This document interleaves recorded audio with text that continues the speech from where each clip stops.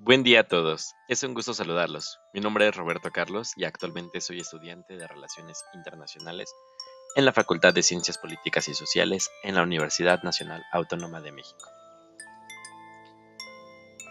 El peligro de una sola historia y México.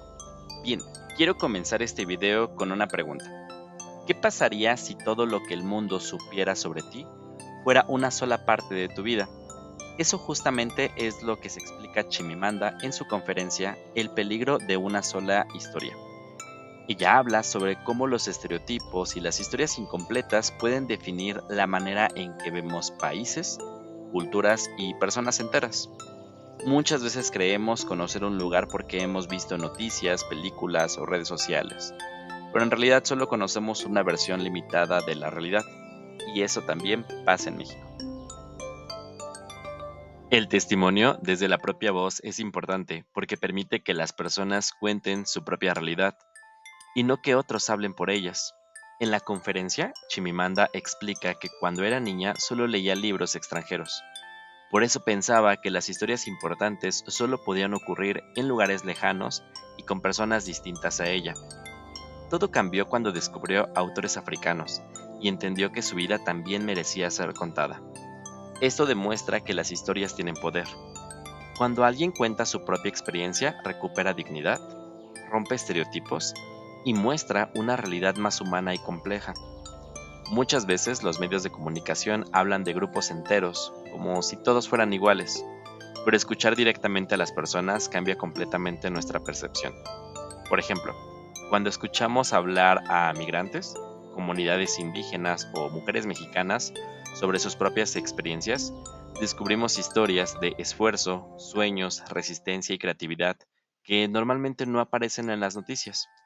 El problema no es que exista una historia negativa, el problema es cuando es la única historia que conocemos. Bien, ¿qué pasa cuando una sola historia es la que se conoce sobre un país, un pueblo o una persona? Cuando solo conocemos una historia, comenzamos a reducir a las personas a un estereotipo. Eso provoca prejuicios, discriminación y miedo.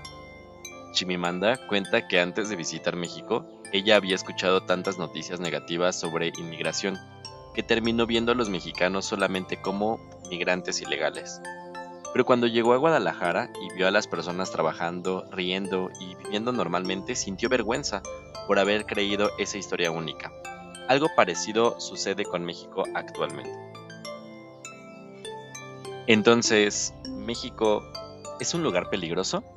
En muchos medios internacionales, México aparece solamente como narcotráfico, inseguridad, corrupción, violencia. Las películas, series y noticias suelen repetir constantemente esta imagen. Por ejemplo, series sobre cárteles, noticias sobre asesinatos, contenido viral relacionado con crimen. Todo eso hace que muchas personas en otros países crean que México es únicamente un lugar peligroso. Sin embargo, México también es cultura, arte, gastronomía, ciencia, música, turismo, tradiciones, innovación, solidaridad.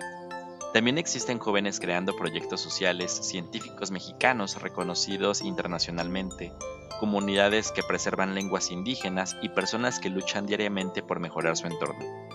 La violencia existe y será incorrecto negarla, pero reducir todo a un país solamente a eso es injusto e incompleto. Como dice Chimamanda, los estereotipos no son falsos, son incompletos. ¿Qué historias únicas existen sobre México? Existen muchas historias únicas en México, algunas de las más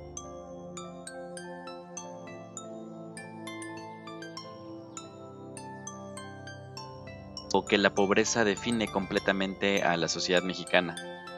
Estas ideas se difunden principalmente entre noticias, películas, redes sociales e incluso discursos políticos. Sin embargo, esa narrativa deja fuera muchas otras realidades. México también es uno de los países con mayor riqueza cultural en el mundo, una potencia gastronómica, un país enorme con enorme creatividad artística, un lugar lleno de diversidad y una sociedad con una gran capacidad de resistencia. Incluso dentro del mismo país existen muchas realidades distintas. No es lo mismo vivir en una comunidad indígena de Oaxaca que en Monterrey o en la Ciudad de México. Por eso, hablar de México como si fuera una sola cosa es simplificar demasiado.